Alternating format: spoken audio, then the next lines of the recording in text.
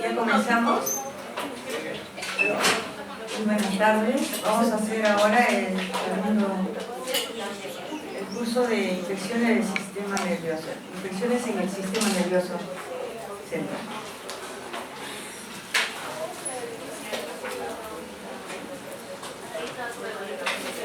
Bueno, cuando hablamos de infecciones del sistema nervioso central, uno tiene que preguntarse si será una meningitis, será una encefalitis, una meningoencefalitis o es una infección focal. ¿Qué es un síndrome meningio? ¿De qué se caracteriza? Se caracteriza por la presencia de fiebre, cefalea, irritabilidad, náuseas, vómitos, signos meningios. Ahí estamos viendo cómo hacen el Brudzinski y el Kerning, ¿no? En el Brudzinski levantan la cabecita del niño y flexionan las piernas, y en el Kerning ustedes levantan los piececitos y flexionan la rodilla. Y en los lactantitos pequeños lo que encontramos es una fontanela bombada. ¿Qué es un síndrome encefálico? También se presenta con fiebre, pero se presenta con deterioro de la conciencia. Las crisis epilépticas aparecen, hay afectación de pares craneales y hay una disfunción focal o multifocal. Vamos a hablar ahora de la meningitis infecciosa. Puede ser aguda cuando se presenta en horas, subaguda en días, hasta 7 días, y crónica en semanas. ¿Qué es una meningitis aguda? Puede ser meningitis piógena, bacteriana, o una meningitis aséptica, que podría ser viral o linfocitaria, y también tener otra etiología, podría ser también autoinmune. ¿Cómo definimos la meningitis bacteriana? Va a ser la inflamación del espacio subaracnoideo y de las membranas leptomeningias, como la pía madre y aracnoides, resultado de una infección bacteriana. Constituye una urgencia médica, aún es una causa frecuente de mortalidad infantil y también da un alto porcentaje de secuelas. A ver, ¿quién está en una charla amena? Me están distrayendo. Ya, por favor. ¿Cuáles son sus etiologías? Va a estar relacionado con la edad, con el área geográfica donde se instala la infección, el estado inmunitario del huésped. Por la edad tenemos que en los neonatos vamos a encontrar varios gérmenes, especialmente los gram negativos, el estreptococo agalactia B, la E. coli, la listeria monocitógena, la Klebsiella, el Enterobacter, la Pseudomonas y la Serratia. Entre 1 a 24 meses está, en realidad, y más de 24 meses están los 3 gérmenes más comunes, ¿no? La Haemophilus influenza, el neumococo y la Neisseria meningitidis. Y en niños inmunocomprometidos o que portan una derivación ventriculoperitoneal está el estafilococo, la Serratia y la Pseudomonas, ¿no? Nos orientan un poco para el tratamiento. ¿Cuáles son los factores que predisponentes? Por ejemplo, los niños que tienen fístula del líquido cefalorraquídeo, generalmente está el neumococo y el hemófilos. En la meningitis recurrente, neumococo. En la fractura expuesta o craniectomía, las enterobacterias y el estafilococo. En las pacientes con leucemia, los bacilos gram negativos y el estafilococo. En pacientes con diabetes, el neumococo y las enterobacterias. En sistemas de derivación de líquido, el estafilococo coagulasa negativa. La derivación de líquido puede ser externa o puede ser interna, ¿no? Pues, ustedes han visto a los niñitos que tienen su derivación externa, del cráneo sale un tubito y va una bolsita colectora. Es una derivación externa. Y ese es un alto porcentaje de complicación con infección. En pacientes en terapia intensiva, bacilos gram negativos y el estafilococo. Y en los que tienen historia de nado en aguas estancadas, hemos tenido bastantes pacientes hace 2 años, es la ameba de vida libre. ¿Cómo es el modo de transmisión? La mayoría de los patógenos meningios son transmitidos por vía respiratoria a través de las secreciones nasales o faringias, Hay un periodo de incubación de 2 a 10 días y el periodo de transmisibilidad depende del germen. Por ejemplo, el meningococo desaparece de la mucosa nasofaringea en 24 horas y la influencia en 24 a 48 horas.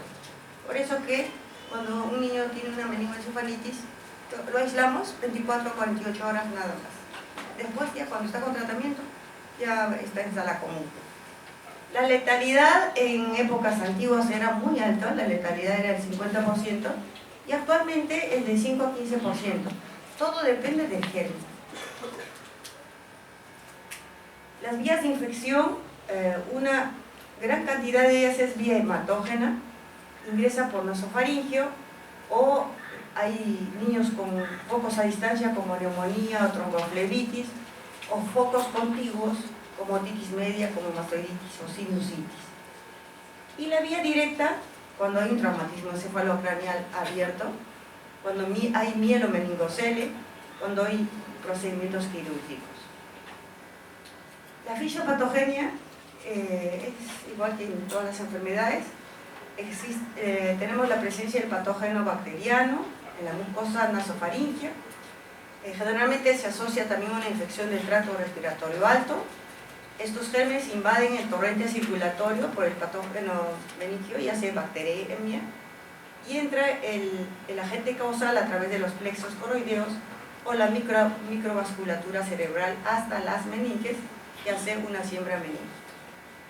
Y también hay proceso inflamatorio meningia. ¿Quiénes son los protagonistas de la inflamación meningia? Los componentes bacterianos, la cápsula del neumococo, por ejemplo, la pared celular y los lipopolisacáridos. Y todos los mediadores inflamatorios, ¿no? Y los leucocitos neutrófilos. ¿Qué pasa cuál es la respuesta que tiene el organismo ante estos agentes infecciosos? Va a haber vasodilatación cerebral, va a haber aumento de la permeabilidad de la barrera hematoencefálica, va a haber edema cerebral, pleocitosis, hidrocefalia, incremento de la presión intracraneal, reducción del flujo sanguíneo cerebral, glucólisis anaerobia, por eso es que hay la hipoglucorraquia, y un daño neuronal. ¿Cuáles son los factores predisponentes? Por ejemplo, en nuestros recién nacidos con deficiencia en madurez de los mecanismos de defensa, los niños con esplenectomía, los niños con anemia falciforme o hemoglobinopatía, los niños con neoplasia, con radioterapia, con quimio, los desnutridos y las enfermedades crónicas. ¿Cuál es el cuadro clínico? Entonces, en el cuadro clínico hay que distinguir un síndrome infeccioso, en el cual hay fiebre, hipotermia, anorexia y compromiso del estado general, ¿no? Que es como debuta un cuadro de meningoencefalitis. Después viene el cuadro de hipertensión endocraneal. Hay vómitos, hay cefalea, hay irritabilidad, hay abombamiento de Fontanella, alteraciones del estado de alerta. Y una fase de irritación meningia, donde van a ver la rigidez de nuca. En los lactantitos no van a encontrar rigidez de nuca, pero lo que sí se puede encontrar es dolor a la movilización de la cabecita, de la nuca. Hay dolor, sí movilizan, pero con dolor y hay llanto. Mientras que en los mayorcitos, en los preescolares, escolares, sí ya vamos a encontrar todos los signos de irritación meningia. Y también se va a ver daño neuronal, con alteración del estado de conciencia, con crisis convulsiva y cuando hay focalización con hemiparesia, ¿no?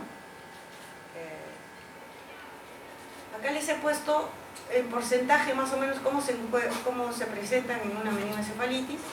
Lo que casi siempre hay es fiebre, cefalea y fiebre, alteración de conciencia un poco menos frecuente, rigidez de nuca en un 85%, vómitos, convulsiones en un tercio de ellos, déficits focales en 10 a 20%, fontanela bombada en los lactantes, ¿no? Irritabilidad y erupción petequial también puede haber. Acá les pongo un ejemplo de la erupción petequial, no sé si se ve, pero es difusa, es en todo el cuerpo, ¿no? Es una erupción petequial que se presenta generalmente con meningococo. Y las pruebas, los exámenes que hay que pedir. Las pruebas rutinarias en líquidos cefalorraquídeos es la tinción Gram, los cultivos bacterianos, el recuento celular y el diferencial, el bioquímico, glucosa y proteínas, y en ese mismo líquido hay que pedir antígenos bacterianos, ¿no? Si yo estoy sospechando que es una por tuberculosis, entonces le pido BK cultivo y le pido BK PCR, ¿ya? Los hongos, si hay virus, le pido PCR para virus. Antígeno para criptococo, anticuerpo de coccidiomicosis, etc. Entonces, más o menos yo tengo que orientar a qué germen podría ser, ¿no? ¿Cuáles son, en todos los niños que yo pienso, que yo sospecho que tienen una meningoencefalitis, qué tengo que hacer automáticamente? Una punción lumbar. Porque sin la punción no voy a hacer el diagnóstico, ¿no? Estoy sospechando que es una meningoencefalitis, tengo que hacerle su punción. Pero ¿en qué casos no le puedo hacer?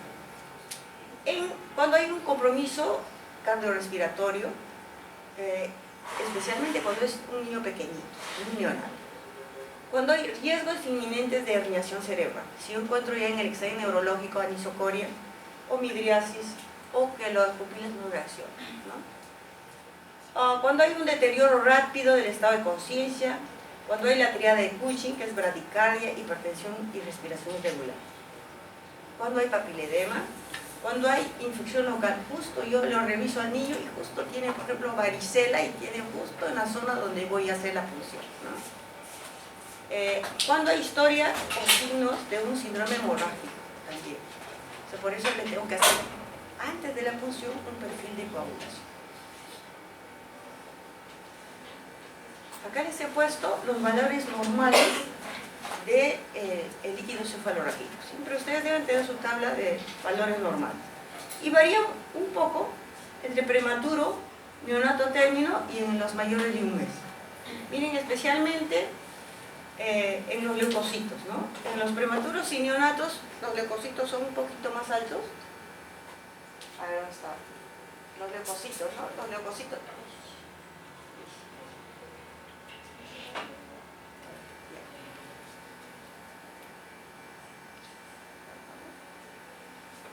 Bueno, acá mejor. En los neonatos y prematuros los leucocitos van a ser un poquito más altos. Y en el mayor de un mes es menos de 6. El líquido debe tener 6 células.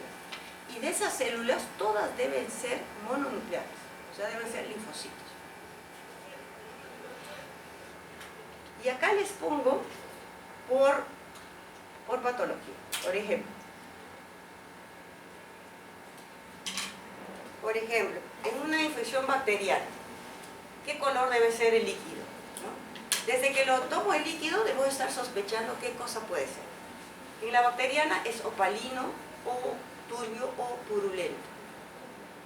Las células van de 500 a 1000 e incluso hay incontables. Hay predominio de polimorfos nucleares.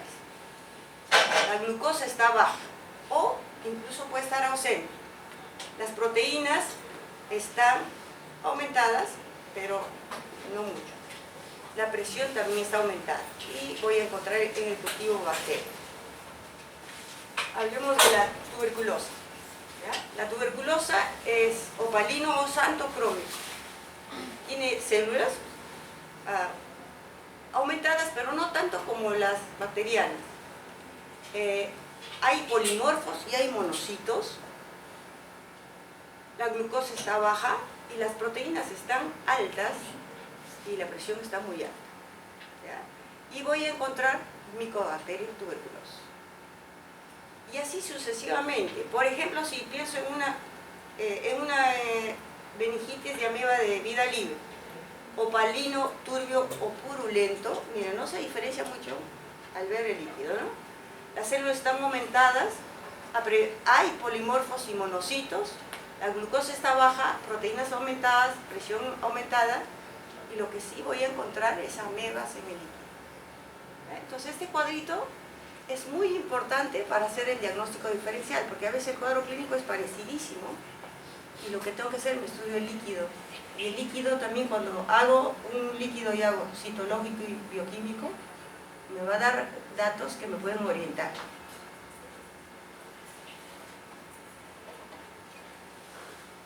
Acá les he vuelto a poner lo mismo para que ustedes se acuerden bien. Es lo mismo.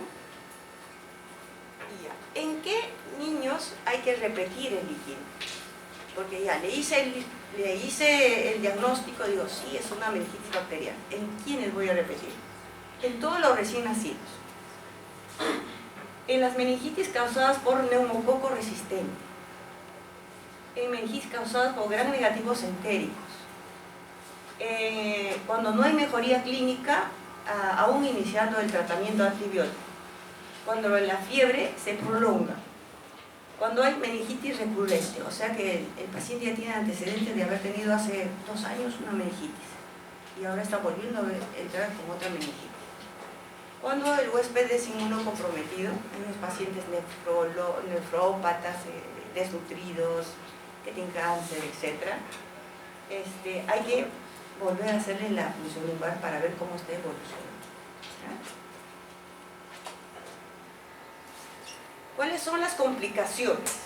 Hay complicaciones muy frecuentes, como son las convulsiones, el aumento de presión intracraneal, la acumulación de líquido extracial, el shock, el infarto, la necrosis encefálica, la dilatación ventricular y la secreción inadecuada de hormona antidiurética. Y mucho menos frecuentes, el empiema subdural, los abscesos cerebrales y el déficit de nervios craneales. ¿Cuáles son las complicaciones a largo plazo? Hay problemas en el aprendizaje. Nosotros somos los que seguimos a los niños con meningoencefalitis. Cuanto más pequeñito es el niño que ha tenido meningoencefalitis, más secuelas encontramos. Entonces, pueden tener retraso mental, pueden tener alteración de conducta, pueden tener dificultad de aprendizaje. Sordera, hidrocefalia, insuficiencia vascular, vasculitis o trombosis, y disfunción hipotalármica. Acá es un caso, ojalá que se vea, sí se ve. Es un lactantito de 5 meses con MEC para Haemophilus influenza. Entonces vemos en la parte córtico-subcortical un realce, ¿no? ¿Lo ven? Un realce difuso. Unos ventrículos un poco amplios, que esto ya se presenta porque ya está apareciendo un poquito de hidrocefalia. ¿Ya? Entonces, lactante pequeño con hemófilos. Acá, lactante de 10 meses con hemófilos también, o sea, podemos ver imágenes diferentes por el mismo germen. Acá hay un realce, pero en el borde de la corteza, ¿no? ¿Lo ven? Un realce en el borde de la corteza. Y ese mismo paciente acá que tiene un infarto cerebral. El mismo paciente, ¿ya? Tiene un infarto cerebral.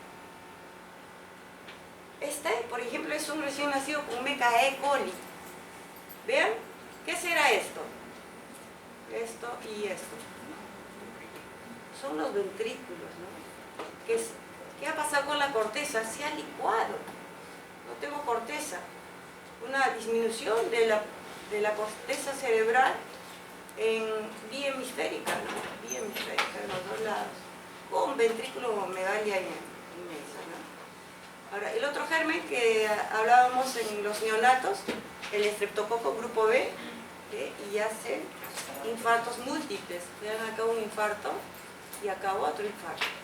Hay infartos múltiples.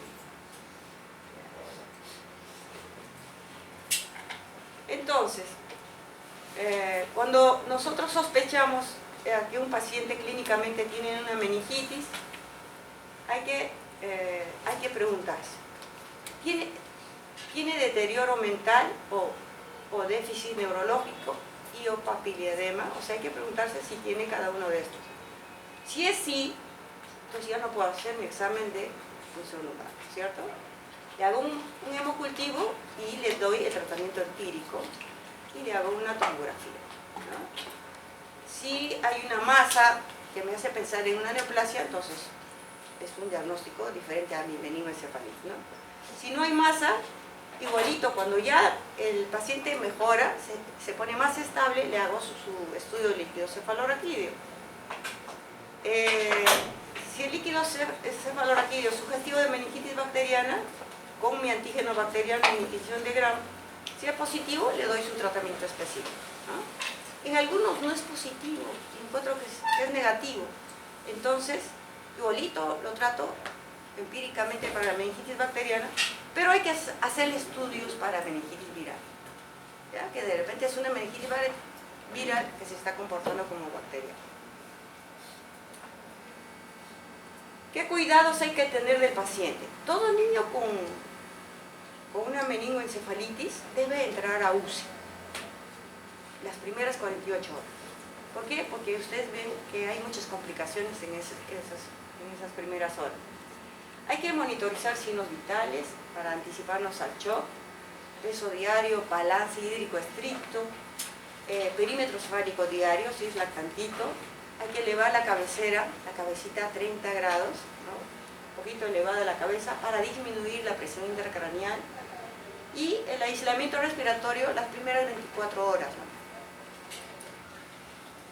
Ahora, ¿qué antimicrobianos recomendamos empíricamente? Porque hablamos de lo empírico, porque los cultivos se demoran 5 días, ¿no? Entonces no puedo esperar. Yo sospecho meningoencefalitis, le hago la punción y le doy el tratamiento, así, seguidito. Entonces, en los recién nacidos y hasta los 3 meses, ampicilina y cefotaxima. En los mayores de 3 meses, cefotaxima o ceftriaxona. En los que tienen una derivación, oxacilina, ceftazidina o cefepime o meropenem. Y en los niños con alta prevalencia de neumococo resistente, ceftriaxona y vancomicina. Y en nuestros hospitales, los de cuarto nivel, ya estamos acá. O sea, nunca le dejamos solo con ceftriaxona. Ya estamos con alta prevalencia de neumococo resistente. Entonces empezamos con ceftriaxona y vancomicina juntos.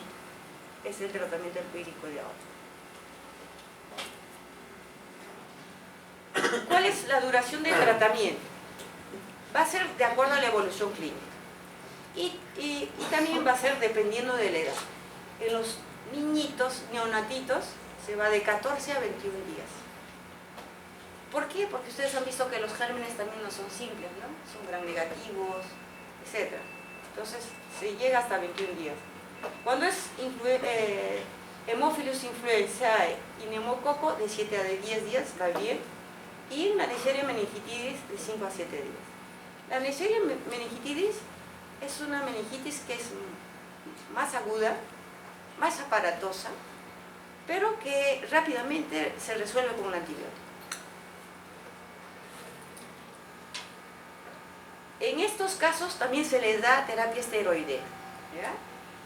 Porque va a modular el proceso fisiopatológico, va a disminuir el edema cerebral, va a disminuir la presión intracraneal, va a atenuar los índices inflamatorios del líquido cefalorraquídeo y va a reducir la síntesis y expresión de la citoquina.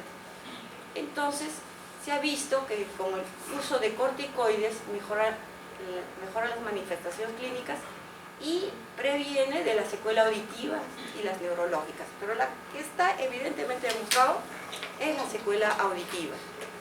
Entonces, estos chiquitos también hay que hacerle un potencial evocado después de la meningitis, porque puede haber un trastorno de la audición.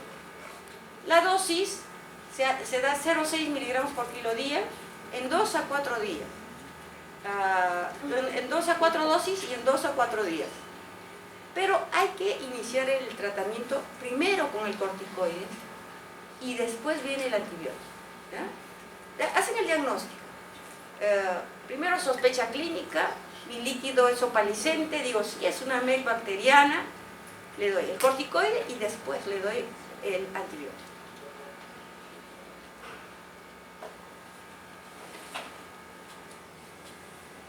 Ahora pasamos a las infecciones virales. Va a haber un número importante de virus que van a tener mucha habilidad para penetrar el sistema nervioso y causar infección. Estos virus pueden producir síntomas leves, a veces meningitis aséptica, que solo pasan 5 o 6 días, ¿no? Síntomas leves, y también como pueden dar encefalitis, que da un daño neurológico irreversible, con secuelas como epilepsia, como retardo mental, como cuadriparesia, ¿no? Es muy variado, depende del virus y depende del huésped. En la mayoría de estos casos no es fácil encontrar el germen, o sea, el cultivo viral es casi imposible. ¿Cuáles son los más frecuentes? Los adenovirus, los enterovirus, en el herpes simple, el Epstein-Barr, citomegalovirus también hemos visto, rinovirus, influenza, estamos viendo ahora, rotavirus, etc. La patogenia es igual que el bacteriano, entonces hay una infección ocurre cuando hay una viremia, ¿no? Decíamos vía hematógena, hace una bacteremia y llega al sistema nervioso igualito, ¿no? La patogenia es igualita. Puede ser por la viremia, por la inoculación directa del virus o después del contacto con terminación nerviosa libre en sitio especializado como el sistema olfatorio, mucosa entérica, labios, córnea, etc. La gran mayoría de infecciones virales del sistema nervioso son adquiridas por diseminación hematógena, igualito que la bacteriana. Vamos a hablar del más común y del que tiene tratamiento, ¿ya? Y esa sería la encefalitis viral por herpes virus. Se presenta en cualquier etapa de la vida, pero es más común en menores de 20 años. El cuadro clínico son consecuencias de replicación del virus en células del cerebro, del efecto citotóxico y de la inflamación asociada. La sintomatología va a ser inespecífica inicialmente. En menores de 2 años presentan fiebre y letargia. Cuando ustedes vean letargia en un niño, piensen en encefalitis. ¿Ya? Cuando tienen meningitis no están tan letárgicos, están más irritables, porque hay aumento de la presión intracranial, ¿no? En los mayores de 4 años presentan cefalea, alteraciones en el estado de conciencia, desorientación, trastorno en conducta, lenguaje, signos neurológicos que pueden ser focales, a menudo pueden ser también difusos e incluyen hemiparesias, monoparesias y crisis convulsiva, ¿no? Entonces acá les he puesto todo lo que pueden encontrar en piel. Cuando pensamos en encefalitis, buscamos de dónde se infectó el niño, ¿no? Entonces buscamos de repente el herpes virus tipo 1, que generalmente aparece en los labios. En la piel también se puede encontrar herpes virus.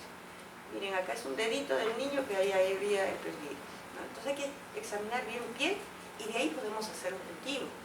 Entonces nos puede ayudar para el diagnóstico. Los exámenes que debemos pedir, igual, líquido cefalorraquídeo a la cabeza, ¿no? Entonces ya habíamos dicho, la celularidad habitualmente está elevada, como también puede ser normal.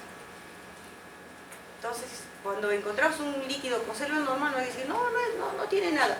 No, puede ser una encefalitis viral. Es común encontrar el predominio mononuclear, las proteínas están elevadas, la glucosa está normal o discretamente reducida, ¿ya? Y eso está diferenciando el bacteriano, ¿no? El aislamiento viral lo hacemos en exudado, faríngeo, en orina, en heces y en piel también, ¿no? La serología viral en realidad no nos ayuda mucho. Lo que nos ayuda es el PCR para el virus, el examen del ADN viral.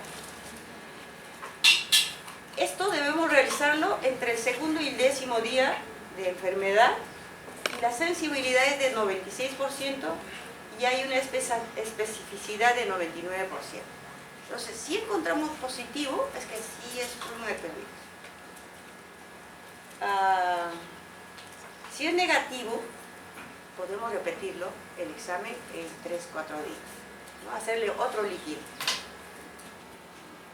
El electroencefalograma nos puede ayudar, va a haber una actividad lenta, difusa, ¿no? Puntas, polipuntas, es un compromiso encefalopático difuso, lento y con actividad epiléptica. Y acá les traigo la imagen de una encefalitis por herpes. Miren acá, es toda una necrosis de todo el lóbulo temporal y parietal, ¿no? Y acá, en T2, ya veo que no solamente es un lóbulo, es bilateral, ¿no? Solo que es asimétrico. Bilateral y asimétrico. Y está tomado todo el temporal de ambos hemisferios. Lóbulo temporal. También puede haber romboencefalitis. Romboencefalitis alrededor del tronco. Eso a veces se nos pasa el diagnóstico. Y es igual por herpes. Y acá les traigo más encefalitis por herpes. Miren, el lóbulo temporal, en el frontal. En parches, ¿no? En parches. El tratamiento, solo en algunos virus hay tratamiento. En la mayoría no hay tratamiento. Entonces, en herpes virus sí estamos dando el aciclovir a 10 miligramos por kilo cada 8 horas durante 14 a 21 días. Dependiendo, si la evolución es muy buena, 14 días. Si la evolución es lenta o es un inmunocomprometido, le damos 21 días. Los niños sobrevivientes de esta patología, como han visto, ¿no? Como es una lesión muy severa, generalmente sí tienen secuelas neurológicas. Y una de ellas es la epilepsia. Y de las epilepsias intratables, porque justo toma el lóbulo temporal.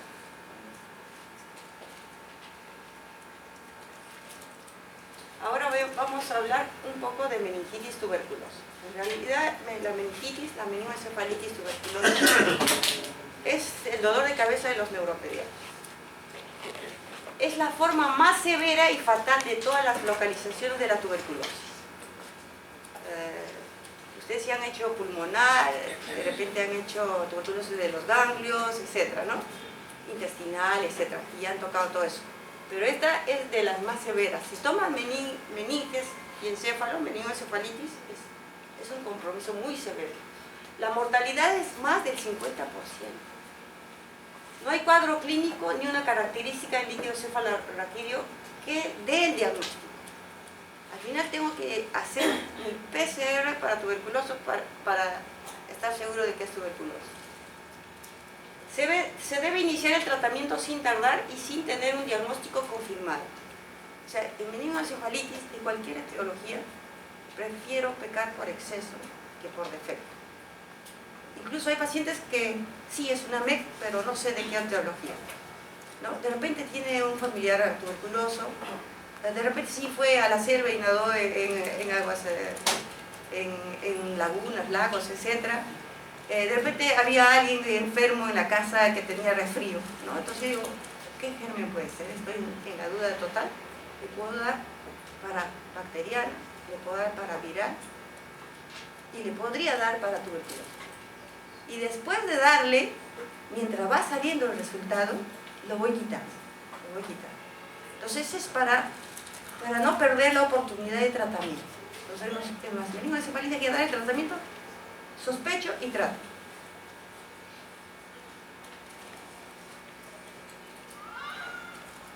Es una situación urgente, la muerte es casi segura sin tratamiento y si se retrasa la implantación de las secuelas neurológicas pueden ser graves e irreversibles. Afecta fundamentalmente a los niños y especialmente a los niños menores de 2 años. La tuberculosis del niño es reflejo de una transmisión reciente. Por lo que detrás de un niño enfermo siempre habrá un adulto que le contaminó. ¿Y quién va a ser el adulto que le contaminó si es un niñito de 2 años? No va ni al colegio, ni va a la familia, ¿no? La familia y el que lo cuida. Entonces, si hacemos el diagnóstico de tuberculosis, hay que hacer un estudio de toda la familia, ¿no? La placa y el BK de toda la familia. Acá era la patogénesis, que es igualito que en la tuberculosis pulmonar, ¿no? primero va a ser una tuberculosis pulmonar, un complejo primario, después va a haber una bacteremia corta, y ahí va a sembrar bacilos en todo el organismo. Y esa siembra va a ir a las meninges o al parénquima formando focos subviales o subependimales, ¿no? Y se agrupan en una cisura silviana, y estos se llaman focos de Rich. El 10% de casos en los niños el complejo primario no se cura, y por ejemplo, si hay una neumonía tuberculosa, va a una ateo miliar, y de la ateo miliar pasa a cerebro. A ver, los bacilos durante la diseminación hematógena se implantan en el sistema nervioso, donde forman los gránulos, ¿no? La progresión de estos focos gaseosos y su posterior rotura a la meninge determina la producción de meningitis. Las condiciones inmunológicas del huésped es un factor importante en el desencadenamiento de esta entidad. Los niños pequeños inmunodeprimidos son los más afectados. Suele aparecer en el curso evolutivo de una primoinfección tuberculosa. Lo más frecuente es que coincida con una tuberculosis miliar. Es lo que les he explicado, ¿no? Entonces acá en la anatomía patológica va a haber lesiones meningias, y el exudado fibronoso espeso va a estar en la base del cerebro. Por eso les pongo acá la base. ¿Ya? Acá en la base. Va a haber lesiones vasculares, como arteritis, como flebitis, que van a conducir a trombosis e infarto.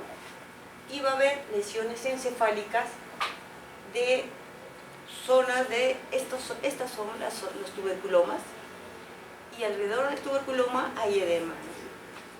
Hay edema. Entonces acá estoy viendo las formas de meningoencefalitis tuberculosa y las formas de tuberculoma. Pueden asociarse también en el mismo paciente. Todas las lesiones predominan en la base del cerebro. La presencia de exudado en la cisterna magna impide la libre circulación del líquido, produciendo una hidrocefalia.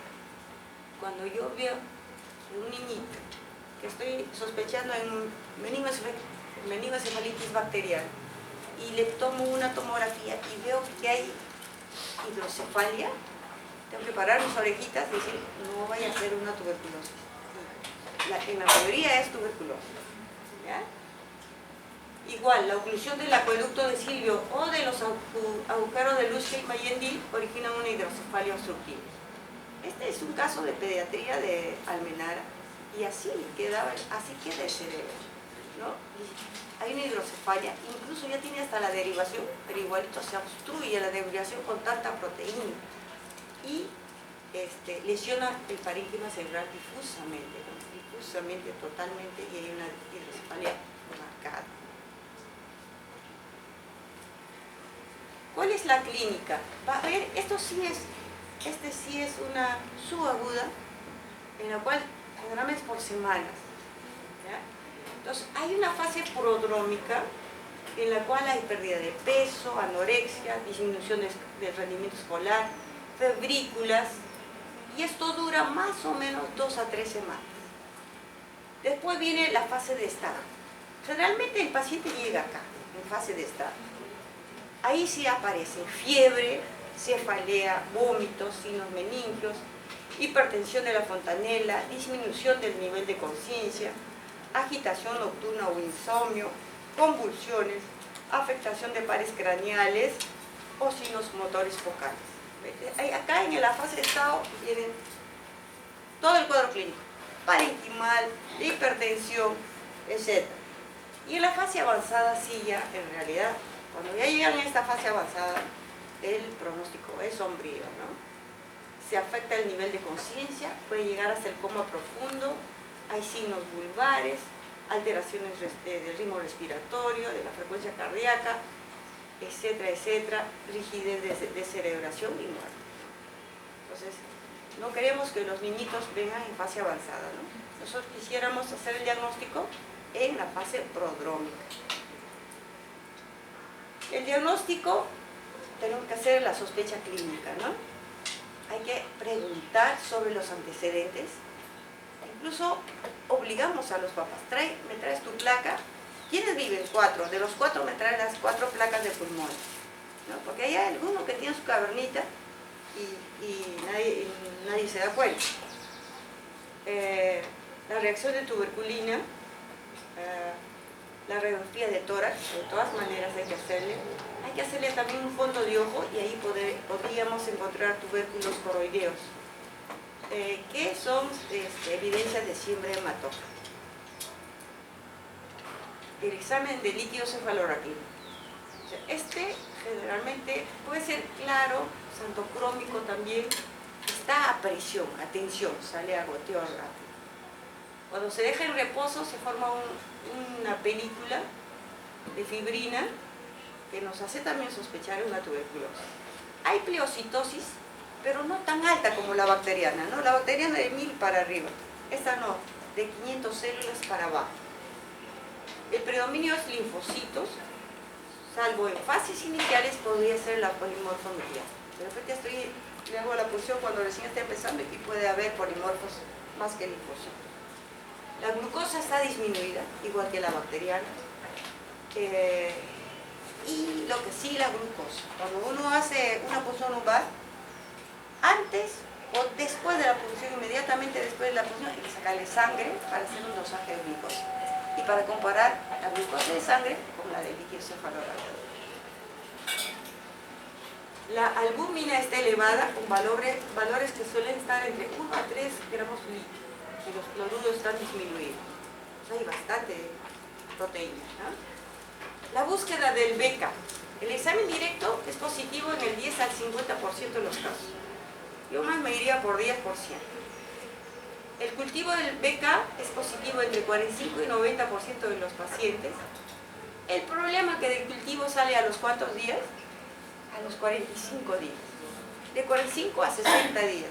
Entonces yo no puedo esperar 2 meses para hacer mi diagnóstico con cultivo, ¿no? Pero hay métodos rápidos, que les estaba diciendo que es el PCR para BK, que determina el DNA específico, ¿no? Ahora, esto tampoco no es tan bueno como el viral. La sensibilidad es 56% y la especificidad 98%. ¿Ya? Nos acerca bastante al diagnóstico, pero no nos define al final, ¿no? La determinación de la del ADA, que seguro ustedes lo han escuchado, está elevada pero tiene baja especificidad. Puede encontrar en otras patologías. En neuroimagen sí nos va a ayudar bastante. En la tomografía vamos a ver la hidrocefalia, miren, el 78%. Así es alto. Si encuentro hidrocefalia, pienso tuberculosis. Puede haber infartos cerebrales, los granulomas, los tuberculomas, ¿no?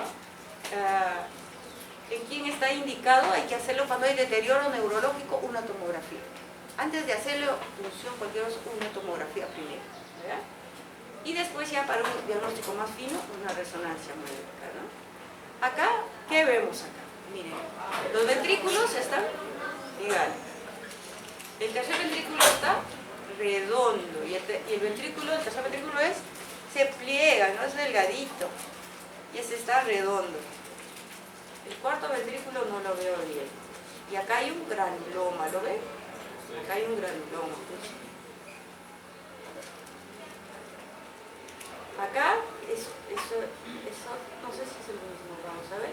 Hay más granulomas, ¿no? Con la resonancia no era uno, eran varios granulomas juntos. Acá hay un infarto, en esta zona hay un infarto. Acá miren todos los granulomas que tienen la base del cerebro, ¿lo ven? O sea, toda una infección de la base del cerebro. Los criterios de diagnóstico, la definición de caso microbiológico, si encontramos el BK, nos ayudamos con el líquido cefalorraquídeo, con las imágenes, con la resonancia, etc. Y en definición de caso clínico, solo por la clínica, ¿no? Si encontramos un adulto con tuberculosis en casa, si hay reacción positiva a la tuberculina, si hay anomalías que me hacen sospechar tuberculosis, y si hay imágenes de TAC y resonancia compatibles con tuberculosis. ¿Con qué hay que hacer el diagnóstico diferencial? Con meningoencefalitis vírica, especialmente la herpética, o meningitis bacteriana parcialmente tratada con meningitis por criptococo. El cuadro clínico es parecido al criptococo. Ok. El pronóstico depende del inicio del tratamiento, del tiempo en que se ha empezado el tratamiento, ¿no? Si lo encuentro en fase 1, el pronóstico es mejor. En fase 3 ya el pronóstico es mejor. Cuando el niño es pequeño, en menores de 12 meses, el pronóstico empeora. Cuando el electro es anormal total y cuando hay mucha alteración en el líquido cefalorraquídeo. El tratamiento se recomienda que sea de 12 meses. ¿Ya?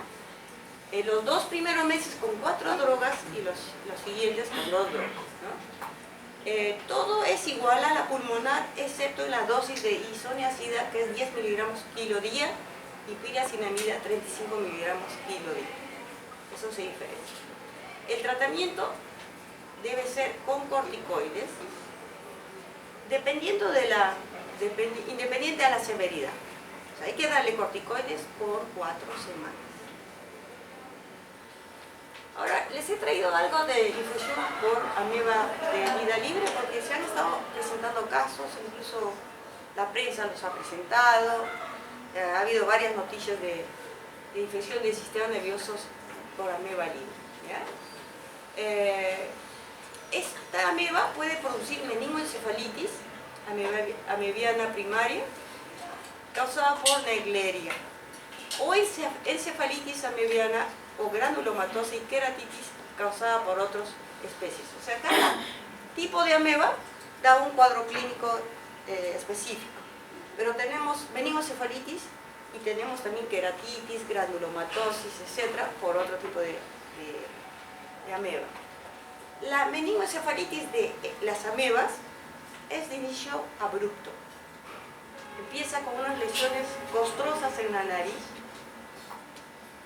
y en 24-48 horas el niño está en coma. ¿No? Es brutal, es rapidísimo la evolución. En caso, ¿qué hacer para hacer el diagnóstico? Si tengo la historia, se fue, nadó en aguas lagos, lagunas, etc. Y justo le salió la lesión, tuvo fiebre y viene con trastorno de conciencia, etc. Entonces le tengo que hacer el líquido cefalorraquídeo. Pero el líquido cefalorraquídeo hay que coordinar con el Instituto de la Cayetano Heredia, donde solo ahí hacen el estudio de ameba. En todo Lima no hay más que ese lugar. Con la mamá ahí lista, porque sale el líquido y se lo tiene que llevar en media hora máximo hasta la Cayetano Heredia para que puedan ver a la ameba móvil. Es la única manera de hacer el diagnóstico. Por eso, ¿cuántas amebas se nos han podido pasar? Porque a veces no se va rápido uno y otro no se sospecha, ¿no? Y de repente por eso hay esa mortalidad en la meningoencefalitis, ¿no? El tratamiento, sí hay tratamiento. Sí hay tratamiento específico para la ameba y de acuerdo también al diagnóstico, ¿no? Si se hace precoz, el tratamiento va a surtir efecto. Hemos visto granulomas por ameba y eso sí la evolución es más subaguda, más crónica. Pero la meningoencefalitis sí es muy abrupto y es letal también. Bueno, eso era todo. Me voy para el otro.